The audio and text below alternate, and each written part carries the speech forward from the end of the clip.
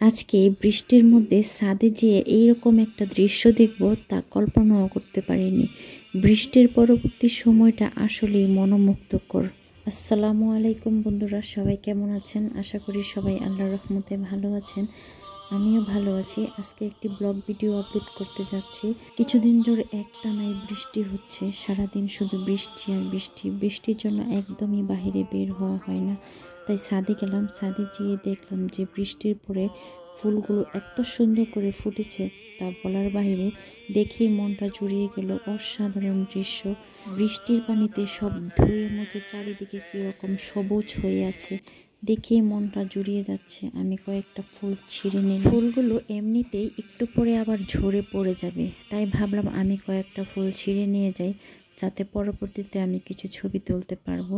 ফুলগুলো গাছেও অনেক সুন্দর দেখা যাচ্ছে, কিন্তু পরবর্তী সময়ে এসে দেখব ফুলগুলো আর নেই, সব ঝরে পড়ে গেছে। বৃষ্টির দিনে ইলিশ ভাজা খেতে মজাই লাগে, তাই ভাবলাম আজকে একটু ইলিশ মাছ রান্না করি। তাই আমি ইলিশ ভাজার জন্য ইলিশের প্রসেসিংটা করে নিলাম। ইলিশের মধ্যে সব মশলা দিয়ে দিলাম। মশলা দিয়ে তারপর এগুলোকে ভালো করে মাখিয়ে নিয়ে আমি এখন এটাকে ভাজা করব। বৃষ্টির দিনে ইলিশ ভাজা খেতে কে কে পছন্দ করো অবশ্যই কমেন্ট করে জানাতে পারো। আর ইলিশটাকে কিভাবে খেতে পছন্দ করো সেটাও জানাতে পারো। আমার কাছে ইলিশ ভাজাই ভালো লাগে। তো আমি এখন মাছগুলোকে ভালোভাবে মশলা মাখিয়ে নিয়ে এবার এটাকে রেডি করে নিলাম। এবার এটাকে আমি ভাজা করব। তো আমার এখন মাছগুলোতে মশলা মাখানো একদম কমপ্লিট। এটাকে আমি খুব ভালো করে প্রসেসিং করলাম, এটাকে ভাজা করব এখন। তো আমার এখন ইলিশ মাছ ভাজা কমপ্লিট। ইলিশ মাছগুলো ভেজে এবার আমি চলে যাব তরকারি রান্না করার জন্য। আমি এখন সিম আলু টমেটো দিয়ে রুই মাছের ঝোল করব। সিম আলু টমেটোর সাথে দিয়ে রুই মাছের ঝোল খেতে আমার কাছে অনেক ভালো লাগে।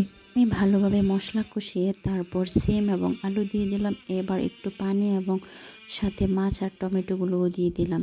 এভাবে একটু পানি দিয়ে ঝোল রেখে দিলাম। এবার সবগুলো একসাথে দিয়ে আমি আরও কিছুক্ষণ জাল করে নেব। অপরদিকে আমি আরেকটু রান্না করে নিলাম গরুর ভুঁড়ি। এটাকে আপনারা আপনাদের বাসায় কি বলেন আমি জানি না, তবে আমাদের এখানে গরুর ভুঁড়ি বলা হয়। এক এক দেশে এক এক ভাষায় এক এক কথা বলে, তো আমরা গরুর ভুঁড়ি ব্যবহার করে থাকি। আমার কাছে অনেক ভালো লাগে। অনেকেরই ভালো লাগে না।